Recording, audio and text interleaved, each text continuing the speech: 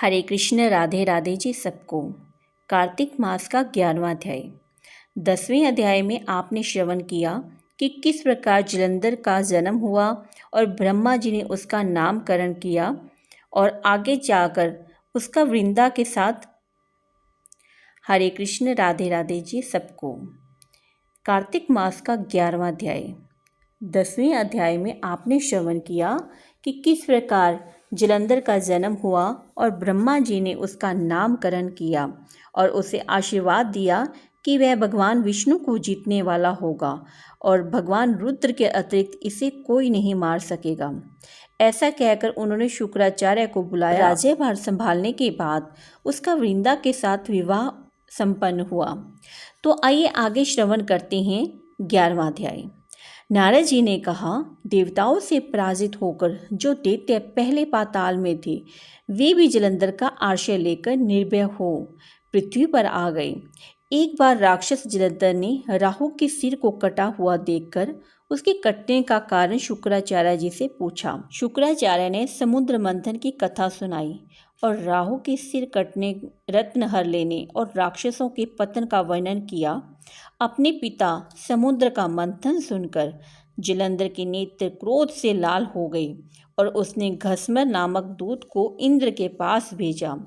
दूत ने स्वर्ग में जाकर सुधर्मा नामक सभा में प्रवेश किया। घसमर ने इंद्र से अद्भुत वाक्य कहे। घसमर ने इंद्र से कहा, समुद्र के पुत्र जलंधर सब दैत्यों के राजा हैं। उन्होंने मुझे अपना दूत बनाकर भेजा है। उन्होंने कहा है, आपने मेरे पिता सागर का मंथन क्यों किया है? साथ ही उस मंथन के द्वारा जो रत्न आपने समुद्र से निकाले हैं उन्हें शीघ्र ही मुझे दे दीजिए। दूत की यह बात सुनकर इंद्र अत्यंत विस्मित हुए और क्रोध में भरकर उस भयानक दूत घसमर से उन्होंने कहा, हे दूत सुनो, हमने सागर मंथन क्यों किया? समुद्र को मथने का कारण यह था कि उसने उन पर्वतों को अपनी बगल में छिपा लिया था जो मुझसे डरते थे। इससे पहले भी मेरे अनेक शत्रु दैत्यों को उसने शरण दी थी।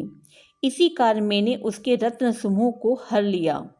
यह उत्तर देकर इंद्र ने उस दूत को वापस भेजा और वह दूत पृथ्वी पर आया। दूत ने जाकर यह सब वृत्तांत जलंधर को सुना दिया। सुनते ही दैत्यराज जलंधर क्रोध से कांपने लगा और देवताओं को जीतने की तैयारी करने लगा। साथ ही उसके साथ के सब दिशाओं और पाताल तक के करोड़ों राक्षस आए। शुंभ और निशुंभ आदि करोड़ों सेना नायक जलंधर का साथ देने के लिए आ गए। जलंधर ने स्वर्ग में जाकर नंदन वन में अपना डेरा डाला और इंद्र की अमरावती को चारों ओर से घेर लिया। दैत्यों की बहुत बड़ी सेना को देखकर देवता भी युद्ध के लिए तैयार हो गए। उन्होंने कवच धारण किए हुए और अमरावती से निकल पड़े। देवता और राक्षसों की सेनाओं में युद्ध होने लगा। दोनों सेनाओं के गिरे हुए हाथियों, घोड़ों, रथ सवारों और पैदल सैनिकों का खून बहने लगा। ऐसा युद्ध हो रहा था जैसे समर भूमि बादलों से गिर गई हो। युद्ध में मारे गए राक्षसों को शुक्राचार्य मृत संजीवनी मंत्र पढ़कर जल छिड़ककर जीवित कर देते थे। इसी प्रकार बृहस्पति द्रोण पर्वत से दिव्य औषधियां लाकर युद्ध में मारे गए देवताओं को जीवित कर देते थे। युद्ध में मारे गए और फिर जी उठे देवताओं को देखकर जलंधर क्रोधित होकर शुक्राचार्य से बोला, मेरे द्वारा मारे गए देवता पुनः कैसे उठ खड़े होते हैं? सभी को पता है कि आपकी संजीवनी विद्या आपके अतिरिक्त कहीं नहीं है। तब शुक्राचार्य जी ने कहा कि बृहस्पति द्रोणगिरी पर्वत से दिव्य औषधियां लाकर देवताओं को जीवित कर देते हैं, अतः तुम द्रोण पर्वत का हरण कर लो। शुक्राचार्य के ऐसा कहने पर जलंधर दैत्य ने द्रोण पर्वत का हरण कर शीघ्र ही समुद्र में फेंक दिया और युद्ध भूमि में लौट आया। इसके बाद जब युद्ध में देवता मारे गए तो उन्हें देखकर बृहस्पति द्रोण पर्वत पर गए, पर वहां पर पर्वत दिखाई नहीं पड़ा। जब उन्हें ज्ञात हुआ कि जलंधर ने द्रोण पर्वत का हरण कर लिया है तो बृहस्पति भय से व्याकुल हो गए और देवताओं से बोले, भागो, यह दैत्य भगवान रुद्र के अंश से पैदा हुआ है, अतः इसे पराजित नहीं किया जा सकता।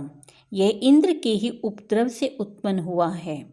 इंद्र को उस उपद्रव का परिणाम भोगना ही पड़ेगा। बृहस्पति की बात सुनकर सब देवता व्याकुल हो गए और दैत्य द्वारा मारे जाने के भय से दशों दिशाओं को भाग गए। देवताओं को भागता हुआ देखकर समुद्र का पुत्र जलंधर दैत्य अमरावती में प्रवेश करता चला गया। जब दैत्य ने अमरावती में प्रवेश कर लिया तो उसने देवताओं को बहुत सताया। तब इंद्रादिक देवता सुमेरु पर्वत की गुफा में जाकर रहने लगे। इसके बाद उस दैत्य ने इंद्रादिक देवताओं के सब अधिकार शुंभादि दैत्य को अलग अलग सौंप दिए। इसी के साथ यह अध्याय समाप्त होता है। आगे की कथा हम 12वें अध्याय में श्रवण करेंगे। राधे राधे जी सबको।